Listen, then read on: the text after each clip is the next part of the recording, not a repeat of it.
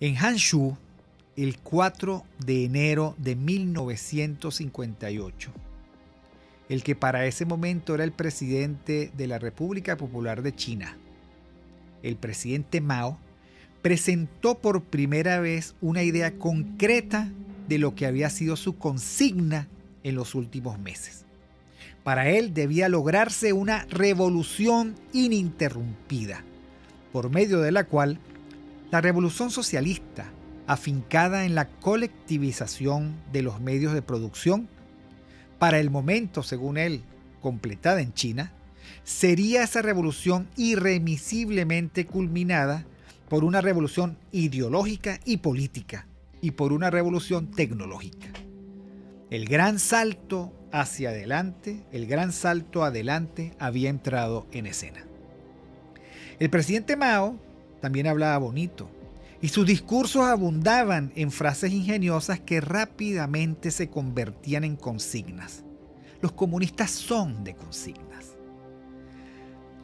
Una de las consignas que él promovía era aquella que enunciaba que la relación entre la política y los números es como la que existe entre oficiales y soldados. La política es el comandante.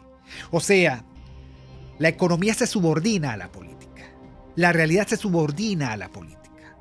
Él, el comandante, el gran timonel desde la política, era el gran demiurgo de la realidad. La realidad debía obedecer a sus caprichos y a sus consignas. Algo así como lo que he oído muchas veces de un viejo amigo mío. Si la realidad no se parece a la teoría, peor para la realidad. Mao diría, si la realidad no se parece a la ideología, si la realidad no se parece al comunismo, peor para la realidad, porque la van a pasar muy mal, diría él. Este tipo de enunciados locuaces son muy buenos para el discurso y muy malos a la hora de rendir cuentas. ¿Cuántas veces hemos escuchado nosotros revolución aquí, revolución allá, revolución energética, revolución hidrológica, revolución ecológica? Pero a la hora de los resultados, estos comunismos no saben qué hacer con la realidad. Volviendo al cuento chino, esta propuesta cundió tanto y fue tan dócilmente seguida por todo el aparato del Partido Comunista gobernante que hasta se intentó, con un éxito que después lamentarían, se intentó promover una campaña popular para usar hornos de patio trasero, el equivalente a los gallineros verticales Made in China de Mao. Y estos hornos de patio trasero servirían para fabricar herramientas agrícolas que servirían para dar el gran salto adelante en la capacidad manufacturera de China. A Mao se le ocurrió que cada casita debía convertirse en una fundición. Bueno, ni les cuento que se quedaron sin árboles rapidito, ni les cuento. En muy poco tiempo, efectivamente, el campo chino se convirtió en una celosía de chimeneas humeantes. También en muy poco tiempo se celebraron los, entre comillas, notables resultados del plan. Y solamente un año después, en la primavera de 1959, arrasados los árboles y empezando a verse las consecuencias de esta locura, que el movimiento de los hornos de patio quedó abandonado, entre otras cosas porque se reconoció que buena parte de lo que allí se fundía era inservible. Porque Mao creía que su consigna podía incluso resolver las diferencias físicas entre su propuesta y el calor suficiente, el calor que debía tenerse para fundir. O sea, él creía que podía sustituir los altos hornos de la revolución industrial por su idea de hornos de patio trasero. Philip Short, en su notable biografía del líder chino, apuntó lo siguiente: esta medida culminó dejando el paisaje rural señalado por la pústula que representaban los herrumbosos esqueletos del metal fundido, que terminaron siendo y pareciendo monumentos románticos a la locura nacional. Y parece ser, por lo tanto, que ese gran salto adelante consistió únicamente en una dolorosa vuelta canela, el salto hacia atrás.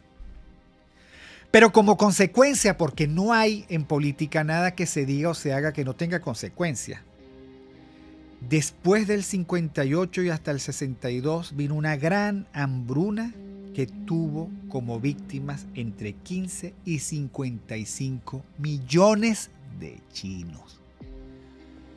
De la consigna, el gran salto adelante hacia la hambruna. Y aquí que estamos viendo a la gente comer basura, que vimos cómo en una época hubo una pérdida de peso promedio de 9 kilos. Tenemos que aprender a relacionar consignas con resultados. Esa es la esencia de la locura política.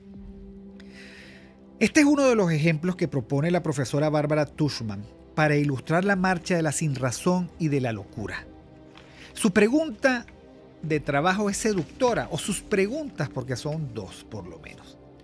¿Por qué algunos países en ciertas y determinadas épocas actúan persistentemente en contra de su propio interés? ¿Por qué? O sea, ¿por qué llegamos hasta aquí? Lo decía esta mañana a mis alumnos de comunicación política. ¿Cómo es que llegamos hasta aquí? ¿Cómo llegamos? ¿Quién se equivocó? Algunos del gran Vargas Llosa en algún momento en su libro Conversaciones del Catedral decía en qué momento se jodió Perú. Después dijeron en qué momento se jodió Colombia. ¿En qué momento se jodió Venezuela? ¿Por qué transitan impávidos estos países hacia su propia destrucción sin mostrar ninguna oposición, incluso alegres, incluso en marcha hacia la locura? ¿Por qué? Y ella responde que cuando eso ocurre, generalmente hay un marco social determinado por la presencia de 4 factores que hacen sinergia entre sí. El primer factor, tiranía o opresión. El segundo factor, ambición excesiva. El tercer factor, incompetencia de los cuadros políticos y administrativos. Y el cuarto no podía ser otro que la perversidad y la insensatez. Por cierto que en relación con la insensatez, ella aporta 5 características que nos pueden ilustrar por qué Mao y los que vinieron después de Mao cometieron desatinos. Pero sobre todo porque nosotros también cometimos desatinos. Mis queridos amigos, un régimen es insensato cuando visto y valorado en su propia época, es mayoritariamente percibido como contraproducente. Pero el problema es cuando la mayoría de sus pares lo despachan como una chanza, como algo que, sí hombre, una locura más de este loco. Y despachándolo, sí, allí viene el loco, no le pares, tú sabes que es medio loco. O sea, no le pares a lo que dice, párale a lo que hace. Hasta que 15, 20, 55 millones de muertos produce la gracia. Entonces, digamos que la insensatez es no tomarse en serio la circunstancia por la que estamos pasando. En segundo lugar, cuando el